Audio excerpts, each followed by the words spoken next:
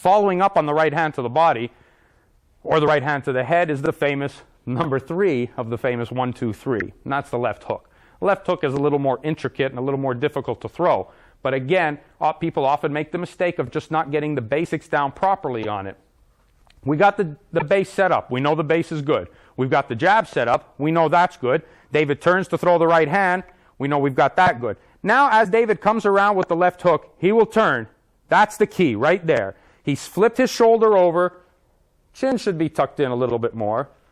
What he's done is he's let the body come ahead of the punch. What I like to tell the fighters is to never pass the line of center. David, take your position and take the stance facing this way, please.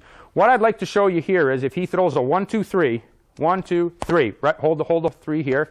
Boom. Now, right here, David does not pass the center line, which is the key. Yet his body is way ahead of the punch. Again, that's where you get the power. The punch must come from behind the body. That is the key. We'll show you again in an exaggerated fashion. If David's hand was already out here, turn your body, and again, bring it back. Just turn the body. Boom. It's the body that travels. It's not the arm. It's not the elbow. It's the body that travels. So if you take it in a normal stance and throw a 1, 2, 3, boom, there's the hook comes around. Boom, there's the hook that comes around. Boom, he comes around. The key to that is getting the body ahead. When you see guys talking about getting the hit, talking about turning your hips into the punch, that's exactly what they mean. But the timing has to be right on that. There has to be the rotation of the weight at the bottom, which is pretty easy. When you've got the stance down good, that comes out pretty easy. You want to throw the 1, 2, now the 3 is coming. We already know that on the 2 you've turned the body. Now this is starting to turn around way early before the punch even happens. When it does, that's when the hook will follow. It's almost like an elastic effect. This creates almost a whiplash effect. Again, I'll exaggerate the motion. If David's hand is there and I hold it back and I create tension here, as soon as I let that go, boom, the hook will come around. The body's turned, it's torquing, boom, the hook will follow. And that's where you get the torque and the power. And that's a very, very important punch. And the key to that, and why it's so important, the left hook, not only is it a powerful shot, but as a right-hander, you always want to try to finish your combinations with the left hand. Throwing just a simple 1, 2, you can get away with a couple of times, but if you get in with a real good fighter and you throw 1, 2, he rolls off that right hand, fires his own right hand back, you can be very susceptible to getting nailed with a good counter shot. A lot of great fighters won't counter off of the jab. They'll wait for you to throw your power shot, which is the right hand, and then counter. So that's why I always tell my fighters, finish with your left hand, whether it's a jab or a left hook. Usually a left hook is good because then you've set them up really darn good and you're able to knock them over with the left hook. And if he does try to come back with a right hand, you should beat him to it because your shot should have got there first. If you wait and you hesitate, his right hand will beat you to the punch. So don't hesitate when throwing the left hook. Commit yourself to it. Let the first 2 punches set it up so the first 2 are quick and then the left hook will follow. The first 2 are quick, boom, the left hook will follow. The first 2 are quick, left hook will follow. That's the shot I like my fighters to use when throwing a 1, 2, 3. My bread and butter punch, though, the one that I love the most, is the left hook to the body. And that's Dave's favorite punch. That's the one he likes to use. So we often use the left hook to the head to actually set up the left hook to the body. The only difference, now some people call it an uppercut or upper hook.